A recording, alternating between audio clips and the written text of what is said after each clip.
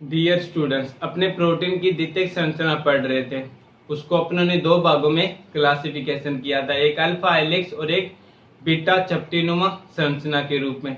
Alpha helix की अपनों ने संरचना देख ली थी। उसमें क्या था कि उसमें विभिन्न टाइप के जो अमीनो अम्ल होते हैं वो एक मुड़े हुए रिबन की भांति परस्पर क्या रहते हैं, हाइड्रोजन बंध द्वारा जुड़े हुए रहते हैं। अपनों ने वो संरचना देखी थी। उसके बाद में सेकंड संरचना आती है इनकी बीटा चपटीनुमा संरचना बोल सकते हो, चपटी सीट संरचना बोल सकते हो, चद्दरनुमा संरचना बोल सकते हो या अल्फा लहरीदार संरचना बोल सकते हो। मेनली होगा क्या इसके अंदर जो विभिन्न टाइप की पॉलीपेप्टाइड श्रृंखलाएं होंगी। पॉलीपेप्टाइड श्रृंखलाएं जैसे विभिन्न टाइप के अमीनो अम्ल जुड़कर एक सीधी श्रृंखला का निर्माण करेंगे और ये सीधी श्रृंखला आपस में क्या होती जाएगी, परस्पर हाइड्रोजन बंध से दूसरी पॉलीपेप्टाइड श्रृंखला के साथ जुड़ जाएगी। फिर ये दूसरी पॉलीपेप्टाइड श्रृंखला आपस में क्या हो जाएगी, तीसरी पॉलीपेप्टाइड श्रृंखला से जुड़ जाएगी। फिर ये तीसरी पॉलीपेप्टाइड श्रृंखला आपस में क्या हो जाएगी, अगली चतुर्थ पॉलीपेप्टाइड श्रृंखला से क्या हो जाएगी, जुड़ जाएगी। इस टाइप से ये पॉलीपेप्टाइड श्रृंखला आपस में क्या होती जाएगी, अंतरा आणविक हाइड्रोजन बंध के द्वारा जुड़ती जाएगी। अंतरा आणविक हाइड्रोजन बंध द्वारा क्या होती जाएगी, जुड़ती जाएगी और किसका निर्माण कर लेगी, एक चद्दर के टाइप से प्रोटीन की संरचना का निर्माण कर लेगी। विभिन्न टाइप की पॉलीपेप्टाइड श्रृंखला जैसे अपनों ने प्राइमरी स्ट्रक्चर में देखा था कि उनमें क्या था, एक पॉलीपेप्टाइड श्रृंखला का ही निर्माण हो रहा था, लेकिन उसके अंदर अमीनो अम्ल का क्रम क्या था, विशेष था। यानी क्रम को क्या रखा जाता था, ध्यान में रखा जाता था। लेकिन इसके अंदर क्या होगा कि विभिन्न अमीनो अम्ल पहले तो आपस में जुड़कर एक पॉलीपेप्टाइड श्रृंखला का निर्माण करेंगे। ये पॉलीपेप्टाइड श्रृंखला फिर क्या होती जाएगी, परस्पर अंतर आणविक हाइड्रोजन बंध द्वारा जुड़ती जाएगी और इस टाइप से एक संरचना का निर्माण कर लेगी, जिसे अपने क्या बोल देते हैं, चद्दरनुमा संरचना बोल देते हैं। ये तो मैंने एक स्टेट दिखाई है, ऐसे भी क्या हो सकता है, ये पॉलीपेप्टाइड श्रृंखला जुड़ सकती है। लेकिन ऐसे भी जुड़ेगी परस्पर हाइड्रोजन बंध द्वारा, तो भी ये क्या करेगी, एक चद्दर का ही निर्माण करेगी। वो चद्दर कौन सी होगी, लहरदार के रूप में कह सकते हैं अपने को, हो सकती है। इसलिए इस संरचना को क्या बोल देते हैं, अल्फा लहरीदार चद्दरनुमा संरचना भी बोल देते हैं या बीटा चपटी सीट बोल देते हैं। चपटी सीट का मतलब यानी चिपकी हुई, यानी एक के ऊपर एक परस्पर क्या हो जाती है, चिपक जाती है, तो वो क्या हो जाती है, चपट। यानी अपने बोल देते हैं ना कि अगर बहुत ज्यादा क्लोज आ जाए, पास आ जाए कोई दूसरी संरचना एक के ऊपर एक के ऊपर एक, तो उसे क्या बोल देते हैं, चिपकी हुई संरचना। चिपकी हुई वर्ड का यहाँ पर चपटी सीट के रूप में लिया गया है। ठीक है, तो ये चीज ध्यान रखना, कैसे होगी संरचना अपने बनानी होती है।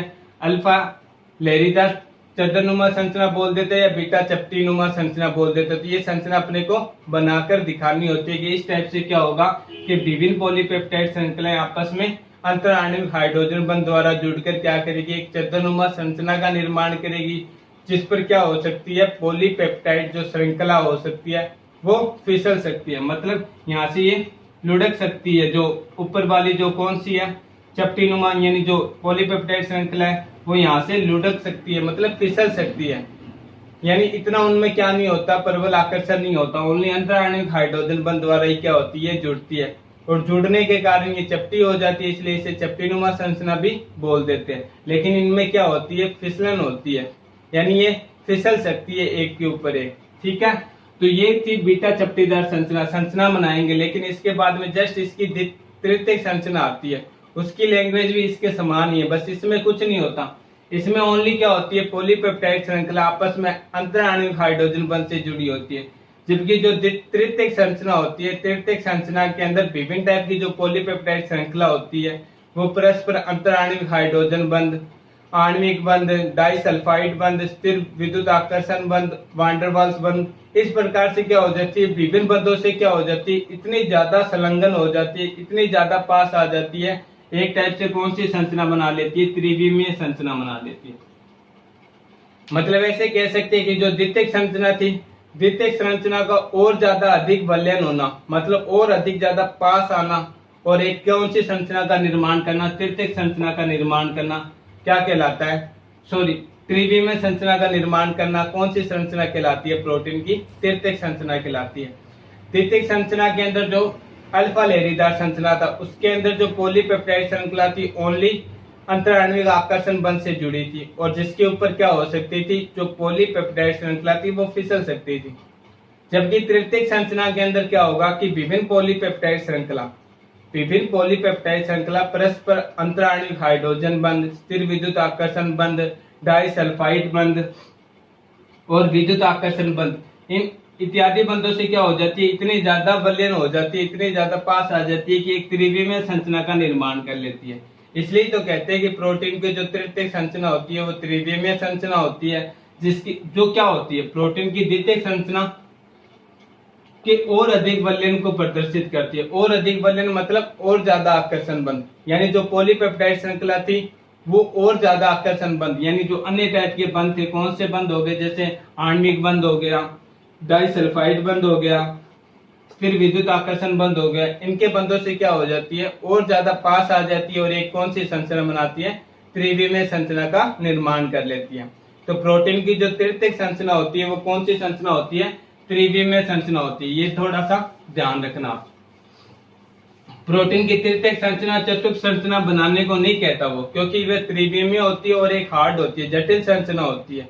लेकिन जो प्राथमिक संरचना हो गई, अल्फा लहरीदार संरचना हो गई और बीटा चपटीनुमा संरचना होगी, ये क्या होती है, सिंपल होती है, बना सकते हैं इसे नॉर्मली, क्योंकि उसकी लैंग्वेज में ही सिंपल किया हुआ है। लेकिन जो तृतीयक संरचना है 3 डायमेंशनल अपने दिखाई नहीं सकते एक कागज के ऊपर, और दूसरे अन्य टाइप के बंध अपने को अभी तक ये नहीं देखा कि डाइसल्फाइड बंध किस टाइप का था या अंतर आणविक आकर्षण बंध से किस प्रकार से ये जुड़ी हुई थी, ये चीजों अपनों ने अभी तक चेक नहीं की। तो अपने को ओनली कौन सी संरचना पर ज्यादा फोकस रखना है, एक तो प्राइमरी स्ट्रक्चर पर, फिर सेकेंडरी स्ट्रक्चर पर। सेकेंडरी स्ट्रक्चर के अंदर भी अल्फा हेलिक्स और बीटा चपटीनुमा संरचना पर ध्यान रखना है।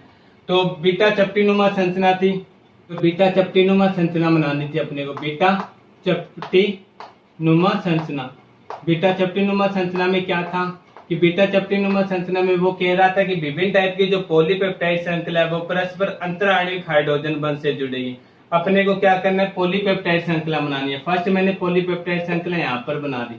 फर्स्ट पॉलीपेप्टाइड श्रृंखला का निर्माण यहाँ पर कर लेता हूँ, क्योंकि अपने को पता है कि एक अमीनो अम्ल का स्ट्रक्चर क्या होता है, एक अमीनो अम्ल का जो संरचना सूत्र होता है इस टाइप से होता है, सामान्य रूप से अपने ऐसे डिनोट करते हैं। अगर मैंने पहले क्या कर लिया, एक पेप्टाइड बंध का निर्माण कर लिया, नाइट्रोजन के साथ में क्या है, कार्बन है, तो यहाँ पर मैं क्या करूंगा, कार्बन को दिखा दूंगा। फिर इसके साथ में एक एल्किल समूह है, तो एल्किल समूह को Z1 से, फिर इसके साथ में हाइड्रोजन है तो हाइड्रोजन को वे से। फिर सेकंड क्या करूंगा, मैं वही किसका निर्माण कर लूंगा, यानी पेप्टाइड बंध का निर्माण कर लूंगा। ये पेप्टाइड बंध ऐसे कैसा दिखा दूंगा। फिर वापस C के साथ में क्या है, Z2 हो जाएगा, फिर H हो जाएगा, फिर इसके साथ में COO हो जाएगा, फिर इसके साथ में N हो जाएगा, N के साथ में H, और इस टाइप से क्या होती जाएगी, पॉलीपेप्टाइड श्रृंखला चलती जाएगी। फिर करना क्या है, मुझे सेकंड पॉलीपेप्टाइड श्रृंखला का निर्माण करना है, मतलब यहाँ से करूंगा। पहले तो C से किया, अब N से स्टार्ट करूंगा। N उसके साथ में डैश डैश चलती जाएगी, फिर C, इसके साथ में H वैसा का वैसा रह जाएगा, COO, फिर C के साथ में क्या होगा, C साथ में क्या आ जाएगा, C यानी Z1 आ जाएगा, फिर H आ जाएगा, फिर उसके बाद में क्या आ जाएगा, N आ जाएगा, N के साथ में H, फिर COO अब नीचे आ जाएगा, फिर उसके बाद में वापस C, इसके साथ में क्या आ जाएगा, Z2, फिर H1 H, फिर क्या आ जाएगा, N H, फिर COO, उसके साथ में डैश डैश डैश चलती जाएगी। क्योंकि मैंने स्टार्ट कहाँ से किया था, पहले C से किया था, मतलब एक मैंने क्या कर लिया, पहले किसका बना के दिखा दिया मैंने, एक कहने का मतलब कि एक पेप्टाइड बंध का निर्माण कर दिया कि इस टाइप से क्या होती जाएगी, अन्य अमीनो अम्ल इसके साथ जुड़ते जाएंगे, मतलब ये श्रृंखला इस टाइप से चलती जाएगी। अगर C मैंने फर्स्ट लिया तो C के साथ में क्या आएगा, यानी COOH, इसके साथ में क्या जुड़ा होता है अपने को पता होता है कि NH, इस प्रकार से क्या होती रहती है, श्रृंखला चलती रहती है। अगर CO मैंने यहाँ पर दिखा दिया तो NH इसके साथ दिखा दिया। N के बाद में अपने को पता है कि आता है क्या है, कार्बन, तो कार्बन यानी जो कार्बन आया उसे मैंने Z1 से डिनोट कर दिया। उसके बाद में क्या था, हाइड्रोजन है, इसके साथ हाइड्रोजन जोड़ दिया। ये कार्बन यहाँ पर रहा इसके साथ में एल्किल समूह था वो क्या है, Z1 हो गया। एल्किल समूह कुछ भी हो सकता है यहाँ पर। फिर इसके साथ में हाइड्रोजन था, हाइड्रोजन दिखा दिया। फिर सेकंड पॉली यानी कहने का मतलब पेप्टाइड बंध का निर्माण कर लिया। फिर नाइट्रोजन से मैंने क्या किया, वापस कार्बन दिखाया, कार्बन के साथ में क्या एल्किल समूह, तो एल्किल समूह दिखा दिया। फिर हाइड्रोजन दिखा दिया। फिर मैंने किसका निर्माण कर दिया, एक पेप्टाइड बंध का निर्माण कर दिया। यहाँ से मैंने अपोजिट स्टार्ट किया, मतलब यहाँ से मैंने कार्बन से स्टार्ट किया था तो अब उल्टा स्टार्ट कर लूंगा यहाँ से, मतलब नाइट्रोजन फर्स्ट ले आऊंगा। नाइट्रोजन के साथ में इधर क्या होते जाएंगे, ये संरचना चलती जाएगी, मतलब सी आ जाएगा, सी के साथ में जेड, जेड यहाँ पर 1 है तो Z1 डैश ले लूंगा यहाँ पर, फिर साथ में हाइड्रोजन रख लूंगा। इस प्रकार से ये संरचना चलती जाएगी। तो यहाँ से मैंने डायरेक्ट क्या कर लिया, नाइट्रोजन से डैश डैश करके दिखा दिया। फिर नाइट्रोजन के बाद में मैंने क्या किया, एक पेप्टाइड बंध का निर्माण कर लिया। पेप्टाइड बंध के बाद में मैंने क्या किया, कार्बन, वही कार्बन, क्योंकि इसके साथ में क्या था Z1, क्योंकि यहाँ पर दिखा रहा था Z डैश के रूप में, तो यहाँ पर मैंने Z1 ले लिया। फिर ये संरचना का निर्माण कर लिया, मतलब एक पॉलीपेप्टाइड श्रृंखला बना ली और दूसरी पॉलीपेप्टाइड श्रृंखला बना ली मैंने। ये पॉलीपेप्टाइड क्यों है, क्योंकि इसमें विभिन्न टाइप के अमीनो अम्ल आपस में कौन से बंध से जुड़े हुए हैं, पेप्टाइड बंध से जुड़े हुए, और किसका निर्माण कर रहे हैं, एक पॉलीपेप्टाइड श्रृंखला का निर्माण कर रहे हैं। अब ये होंगे क्या, तो ये बीटा चपटीनुमा संरचना में कह रहा था कि ये परस्पर कौन से बंध से जुड़ेंगे, अंतराणविक हाइड्रोजन बंध से जुड़ेंगे। तो अंतराणविक हाइड्रोजन बंध यहाँ से अपने को साफ दिख रहा है कि ऑक्सीजन और नाइट्रोजन के बीच में हाइड्रोजन है, तो ये अंतराणविक हाइड्रोजन बंध का निर्माण कर लिया। फिर ये क्या कर लिया, सेकंड कार्बन और नाइट्रोजन के बीच में कौन सा हाइड्रोजन बंध है, सॉरी ऑक्सीजन और नाइट्रोजन के बीच में कौन सा हाइड्रोजन बंध है, तो ये किसका निर्माण कर लिया, अंतराणविक हाइड्रोजन बंध का निर्माण कर लिया।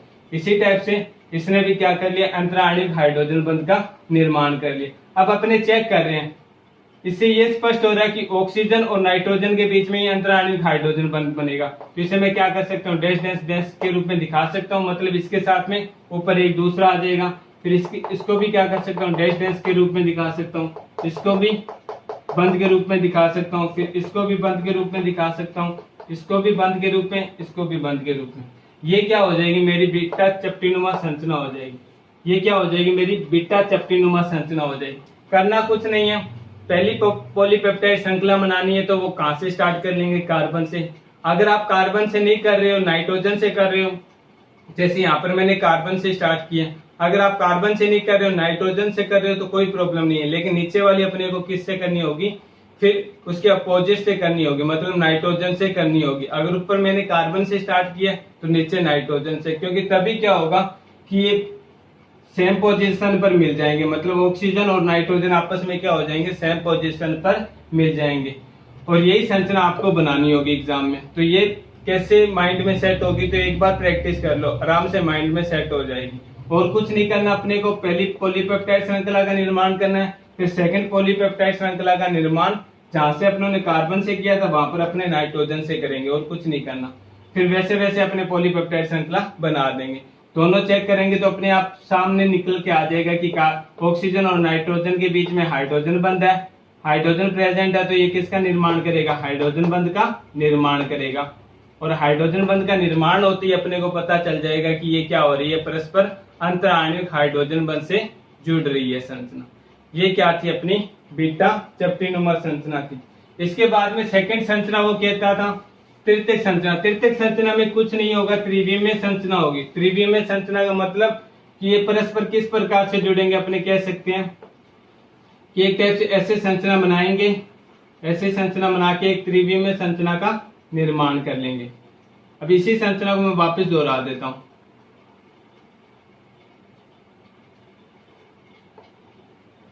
आपको बनानी नहीं है, ओनली आपको बना के बता रहा हूं कि ऐसे क्या होगा, ये संरचना का निर्माण करेंगे। फिर ये संरचना ऐसे चली जाएगी, ऐसे एक त्रिविमीय संरचना का निर्माण कर लेते हैं। इस टाइप से संरचना होती है जो बिल्कुल हार्ड होती है। यहाँ पर क्या होती जाती है, परस्पर अपने कह सकते हैं कि हाइड्रोजन बंध से या डाइसल्फाइड बंध से ऐसे ऐसे करके ये संरचना जुड़ती हुई मिलेगी। तो ये संरचना अपने को बिल्कुल नहीं बनानी जो तृतीयक संरचना। बस तृतीयक संरचना में अपने को इतना सा ध्यान रखना है कि ये होंगे क्या, ये परस्पर जो द्वितीयक संरचना बनाई थी अपनों ने, द्वितीयक संरचना में क्या था, ओनली अंतराणविक हाइड्रोजन बंध से पॉलीपेप्टाइड श्रृंखला जुड़ी हुई मिल रही थी।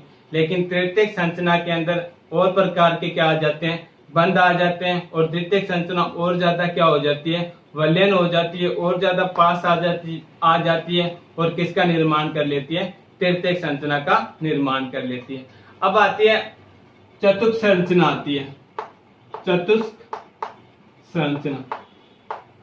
चतुस्क संरचना में क्या होगा, पहली कंडीशन तो चतुस्क संरचना होती है जो प्रोटीनों में, ये सभी प्रोटीनों में नहीं पाई जाती, सभी प्रोटीनों में नहीं पाई जाती, ये कुछ प्रोटीनों में मिलती है,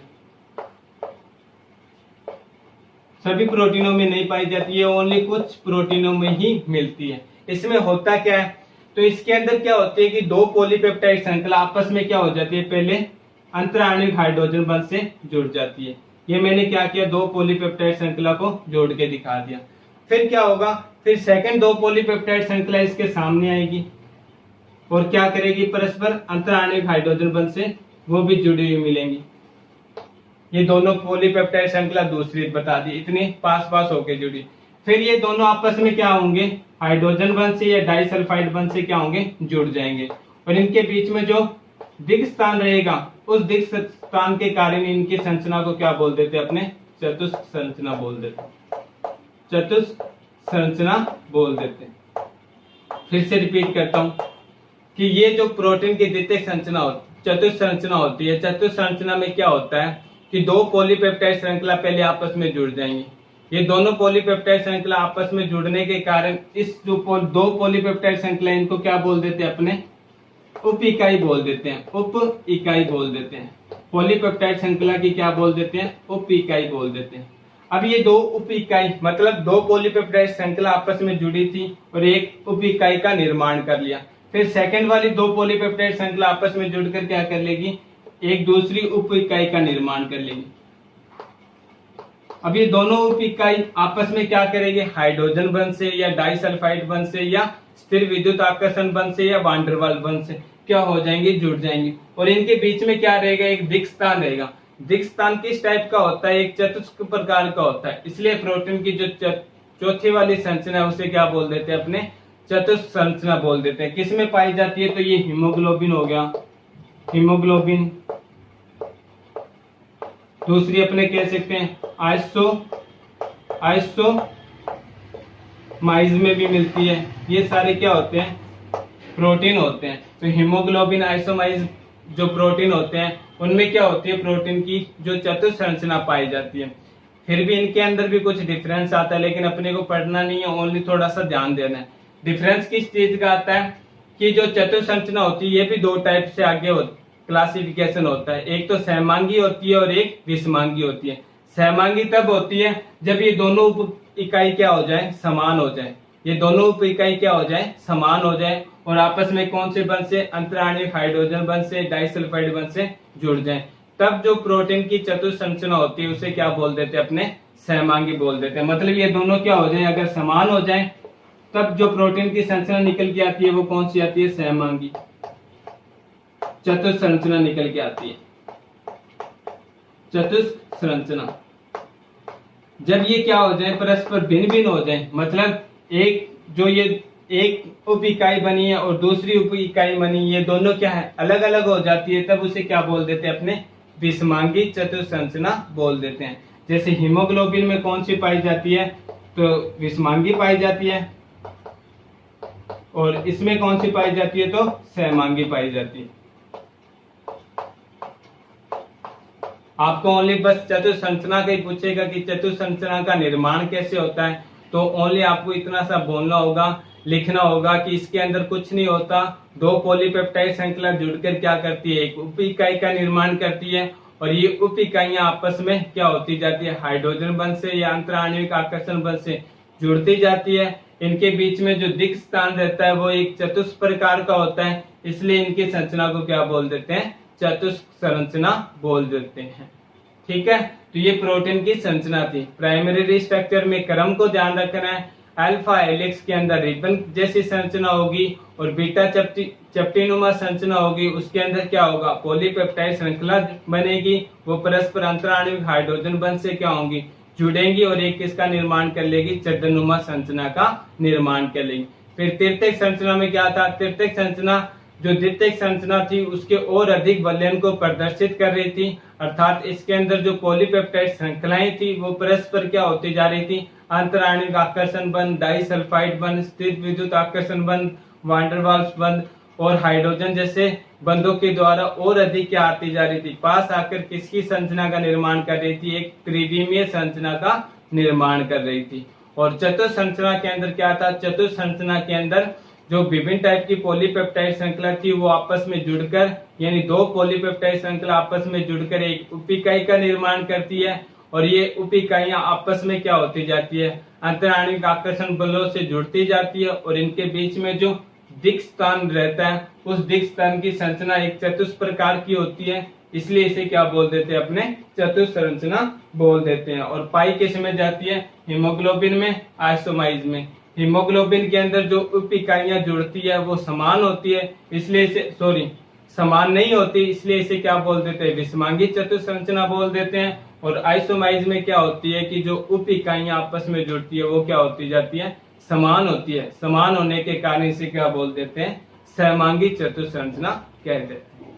ठीक है, कल अपना प्रोटीन का छोटा सा टॉपिक रहता है विकृतीकरण, उसके बाद में एंजाइम देखेंगे। Thank you.